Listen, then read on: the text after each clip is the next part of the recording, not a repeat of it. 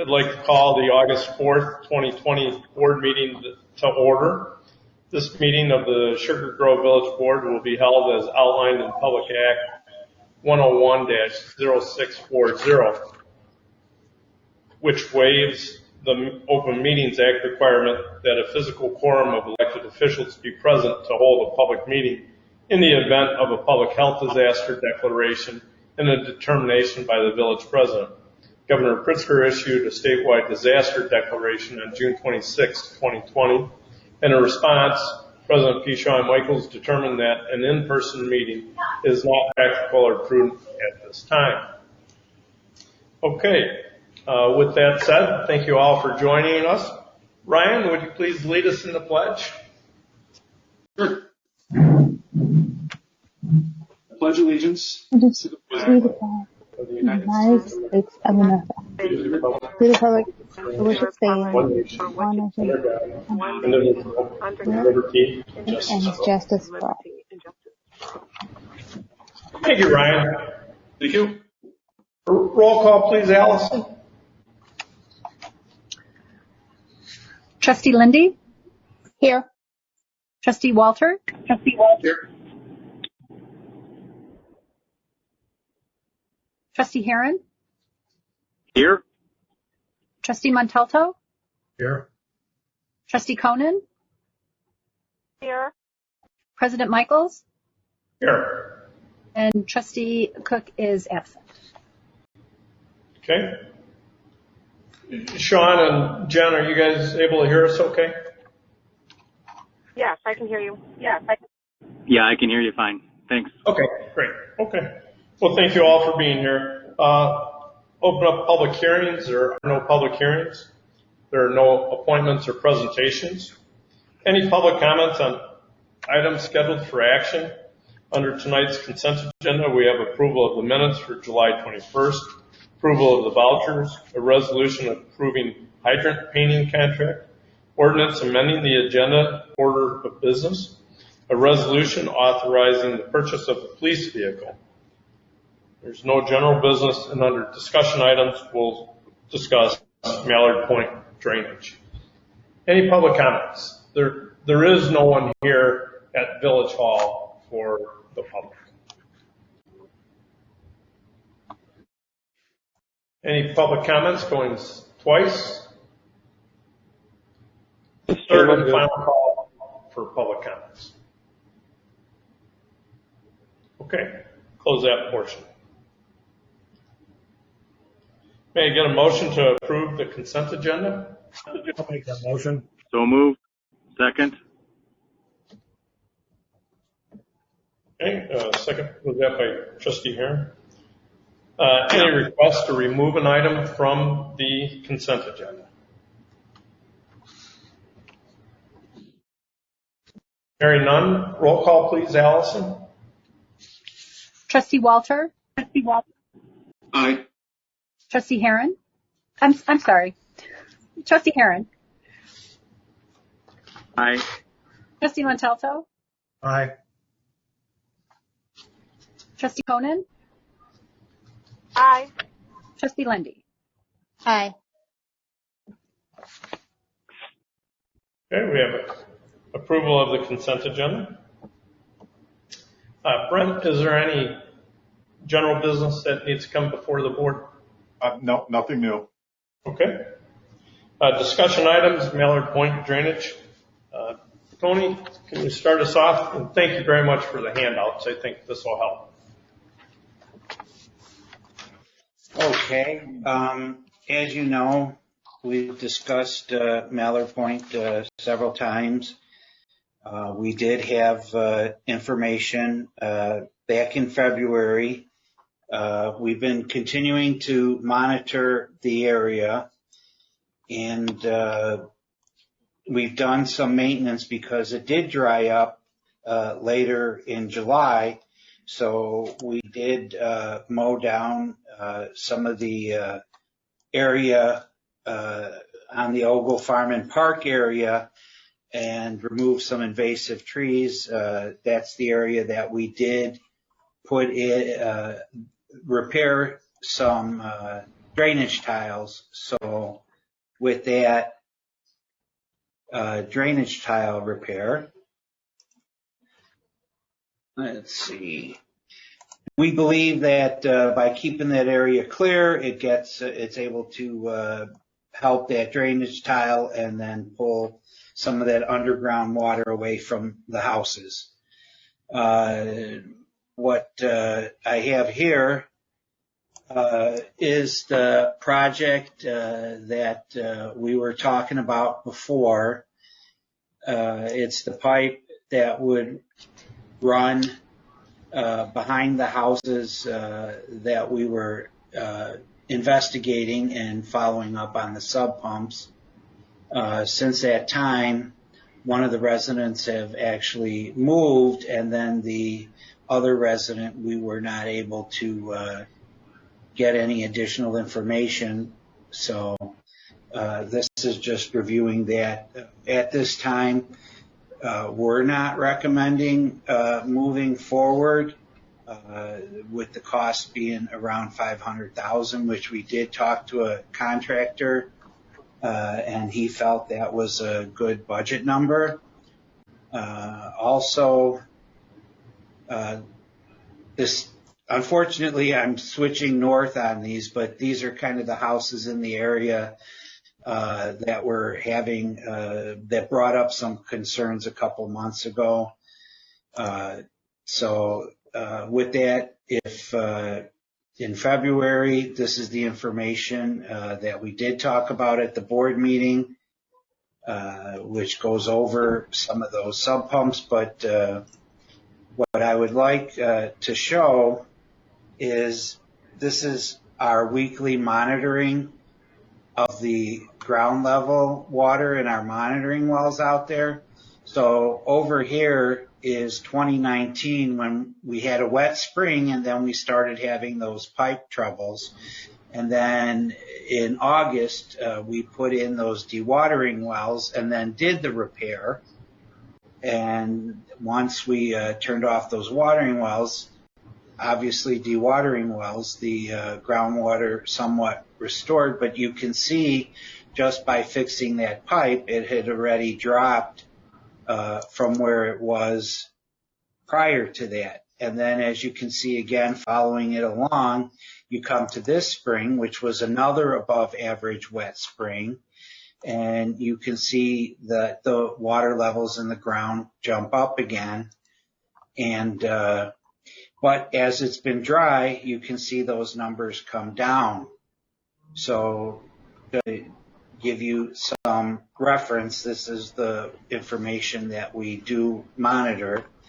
Also, we do chart those numbers that produce the graphs. So this is in inches below the surface. So in other words, if you see 60 on here, that's 60 inches below the top of this monitoring well.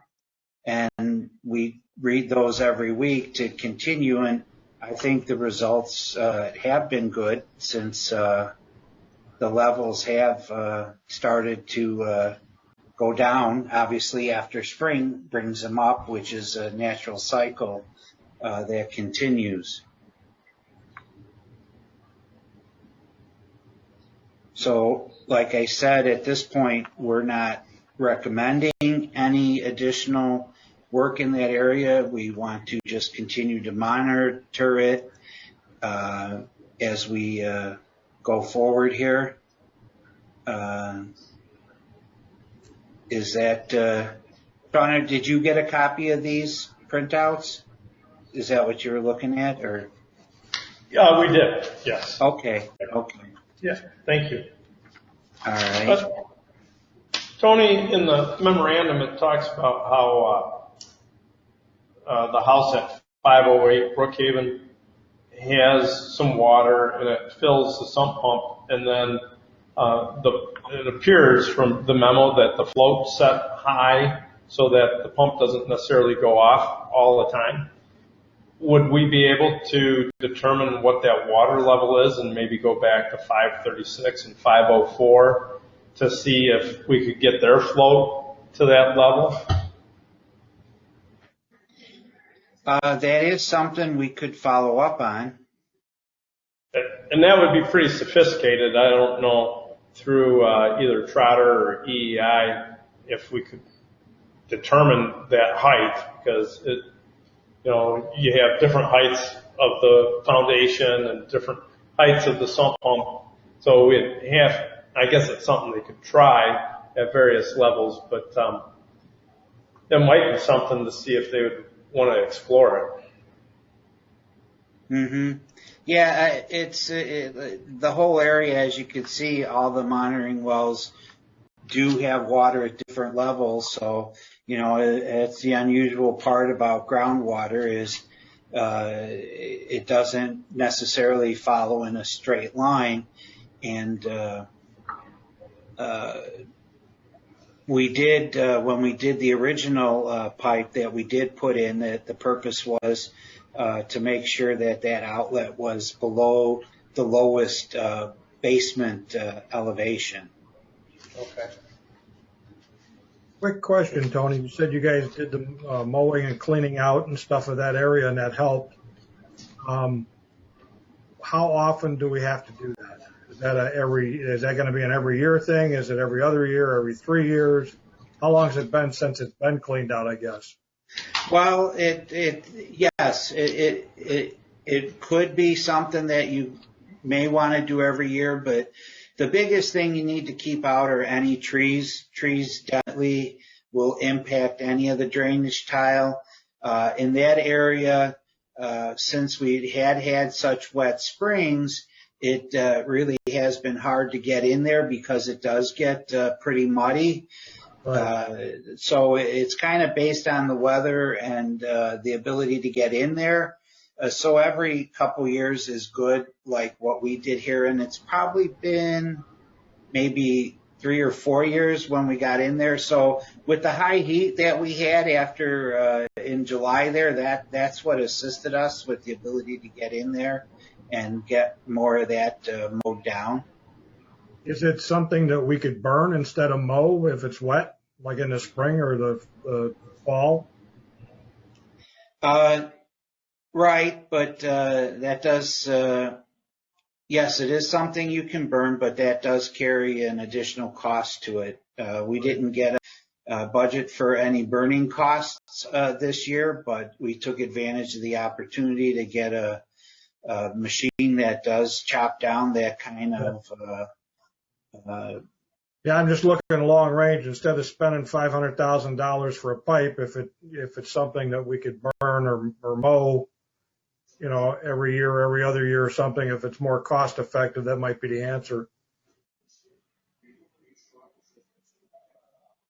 Yeah, that's something we can review further. And it sounds like you're having ongoing conversations with these homeowners as things change out there. Yeah, usually when, obviously like in the spring and earlier this year when we heard from people that it's been kind of quiet lately, I believe, because the weather had been so dry and so hot, so there really hadn't been the problems that people see earlier in the year. Okay. And we had to put in those dewatering pumps so they could switch out the pipe. Is there a chance to put in a dewatering pump in that area, or is that cost prohibitive? It's pretty costly. We had to run everything that we did on generators, so we don't even have the electric service on the west end of the pond areas there that would support those type of pumps. In the past, yeah, that's a several $100,000 endeavor also. Okay. All right. Any other questions for Tony or staff? Okay. Well, thank you very much for keeping us up to date on that. Welcome. Okay. Reports. Any questions for staff? Chief Rollins is not with us tonight.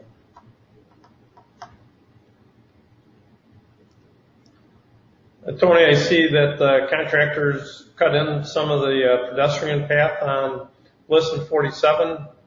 Was that just today they did that? Saturday, yesterday and today they've been working on those paths, for that project.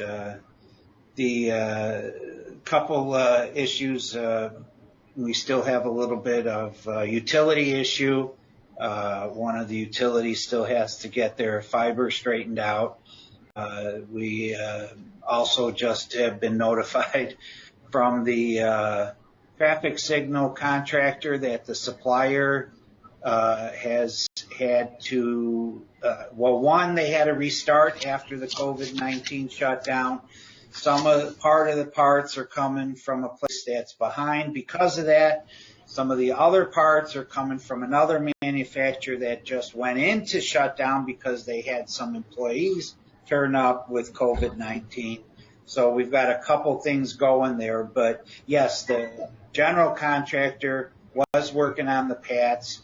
The paths are part of their asphalt. So we can go ahead and get all the paving done and open up the intersection in the final setup, even without the permanent traffic signals, because the temporary traffic signals will also work with the new pavement design as well. Oh, good. Not this Saturday, but a week ago Saturday, somebody turned down and was heading north heading south in the northbound lane. So the sooner we can obviously get the cones out, the better. But people were courteous and let the guy through, and no accidents occurred. So, but it's confusing. Well, good. It's good to see some work being done out there. Yes, I agree. Any other questions for staff? Yeah, I have one question for Tony, just with regards to the 47 repavement, that the island or median just south of Galena. Part of that's grass, and that's always been mowed, but then the rest they have tore up, and they're going to put concrete there. Are they doing concrete over the grass area, or is that just like a 100-foot section or 100-yard section? The grass area is going to continue to be grass. Okay. And then the part that's currently excavated and stoned in is going to be asphalt. They're going to pave that. Okay. Do we have any update on the process with Settlers Ridge and the median stuff we've been working on there? Yeah, where that stands right now for the balance of this construction, or I should say construction mowing season, the village, we directly contracted with the landscape contractor that does services for Settlers Ridge HOA. So the village is going to pay them directly to do a cleanup, and actually they were out there this afternoon, at least starting on it, and to mow for the remainder of this season. The estimated cost is about $4,000 that we will use remaining bond settlement funds to pay that, and then we'll be coming back to the board sometime in the next few meetings to update you and talk to you about what happens next year. And we need to discuss both from a legal and a policy perspective what the board would like to do, and then respond to the Settlers Ridge HOA to figure out for next year and going forward what the best solution is. Okay. It did look like somebody got over to Chesterbrook and cleaned that up a little bit. So. Yeah, I saw somebody mowing there yesterday or the day before. And as long as we're talking about cleanups, Walter, just an update, the location that we were talking about earlier in the week or last week about the entrance to Mallard Point at Brookhaven and Prairie. You said they were given notice by Rhonda to take care of the overhanging evergreens and stuff by Thursday. I walked by there this morning with my dog and nothing's been changed, so it's still an issue. They were ticketed on Thursday. Okay. Okay. All right. Any other questions for staff? All right. Trustee comments? Ryan? Nothing. Thanks. Okay. Sean?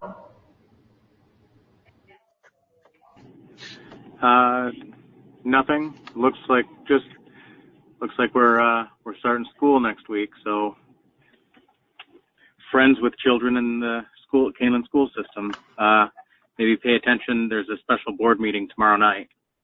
Other than that, nothing else to report. Okay. Jen? I have nothing. Thank you. Okay. Heidi? Nothing to report, no. Did you get a new internet service? Oh, no, I'm apparently where you are in my house depends with the wireless, how well it works. So I made sure I positioned myself in a better location. Good. You might see the dog come by, though, unfortunately, because I'm in an area where he comes by. So Lately, it seems you need to be in a certain position for cell phone. The cell phone service doesn't seem to be that good lately. So. yeah. Yeah. Okay. Well, thank you. And Rick, any comments?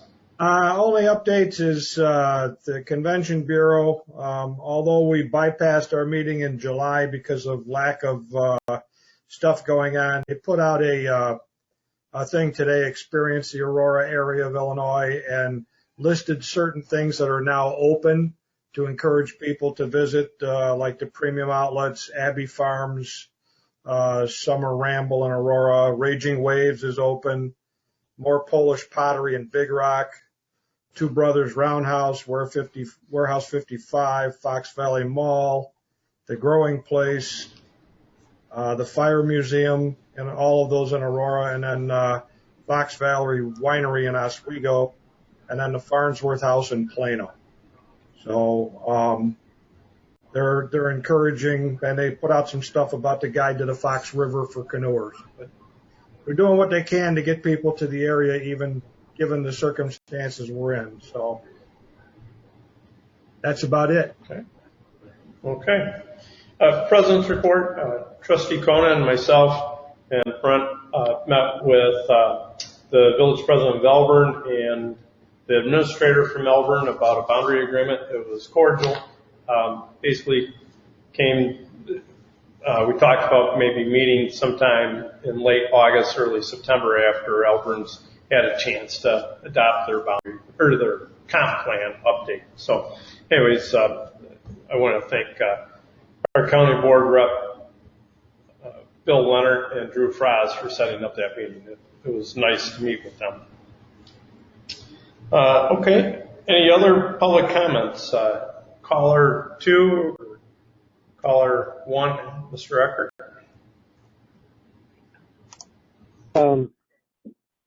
Just a quick question. At the end of Prairie and Gordon, do you know what work they're doing out there, Tony? There's a hi-ho out there and chopping corn. Actually, at Prairie and Gordon, that's for a road improvement that's going to be put in by Coast Oak.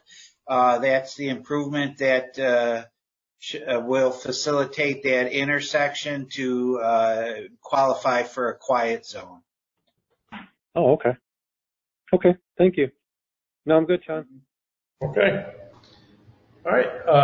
Mr. Wolf is not here to make an airport report, so we will not have that. Any need to go to a closed session tonight, Brent? Okay. With that, may I get a motion to adjourn? I will make that motion. Second. Okay. Roll call, please, Allison. Trustee Montalto? Aye.